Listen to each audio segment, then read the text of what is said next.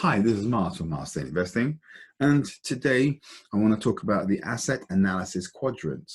We're going to analyze assets between their income generating abilities and their net expense generating abilities. We also want to look at them in terms of, do they go down in value after you purchase them over time? Do they depreciate? Or the opposite of that is appreciating. Do these assets go up in value over time? Do they increase in value over time? Do they appreciate? So let's look at category number 4. Category number 4 is your own home in a down market.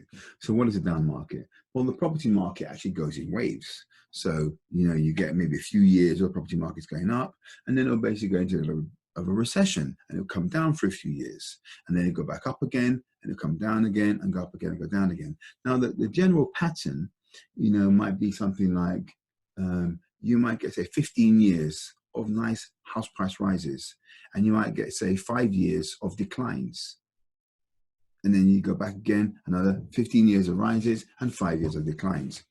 Well, let's pretend, so in London, where we're recording this call, in 1989 we were at the peak of the property cycle, and then 1990, 91 the property prices started to fall. So had you bought at the peak of 89, by 92, you would have been in negative equity, meaning that the mortgage you paid on the house was higher than the value of the house 3-4 years later. Okay, so now you own your own home, but your house has gone down in value. Okay, and not only has it gone down in value, but because you live in it, you are paying the expenses for living in that house. So that's basically scenario number 4.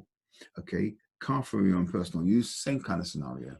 You buy a car, the car goes down in value because it's depreciating and it's costing you money to use it. So you pay for the petrol, you pay for the, all the associated costs associated with the car, insurance, etc., etc.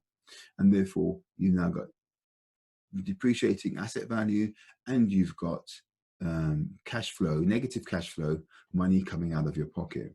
That's number 4.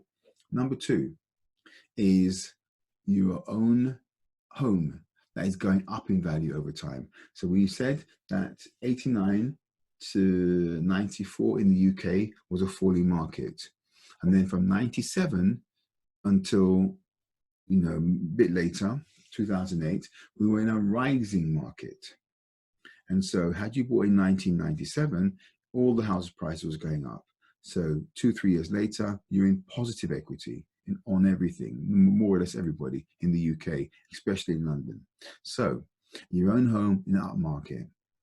However, you living it, so you pay all the bills, it becomes a negative cash flow for you, and therefore it's taking money out of your pocket to live in your own home. Number 3, and this would be rental properties in a down market. Now, we explained down market earlier in number 4. And so in this down market, we got reduced equity. However, it is generating an income, paying the mortgage, and giving you maybe a little bit of cash on the top. So this is basically this example. Businesses which go down in value over time, share prices falling, but pay your dividends, falls into this category. A taxi driver's got a car which is depreciating, but it generates a net income for him. So this goes into this category.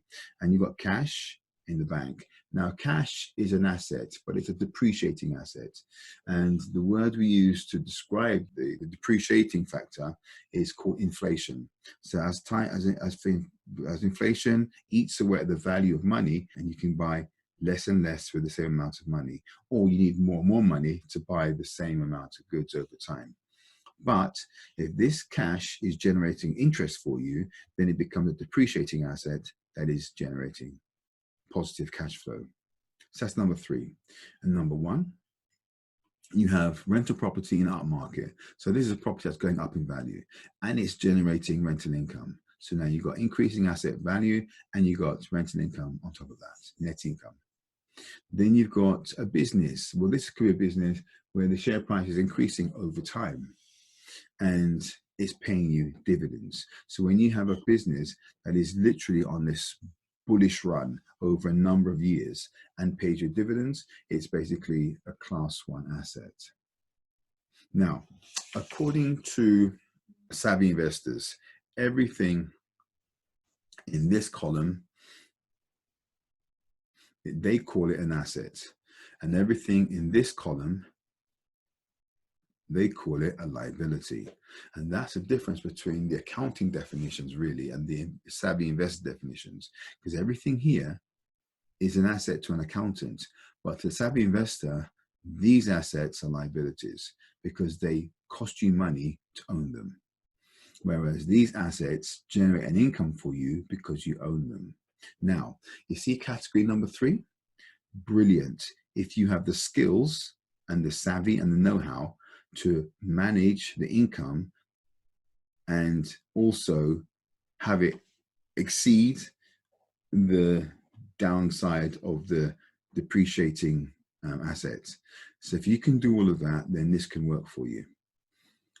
Number 1, if you focus your attention on assets that go up in value and generate an income, these assets will make you wealthy all day long.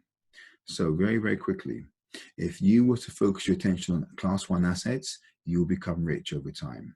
If you focus your time on class 4 assets, you will become poor over time. I hope you found that useful. And if you like these videos, press on the subscribe button and also give us a thumbs up. This is Miles from Master Investing. See you on the next video.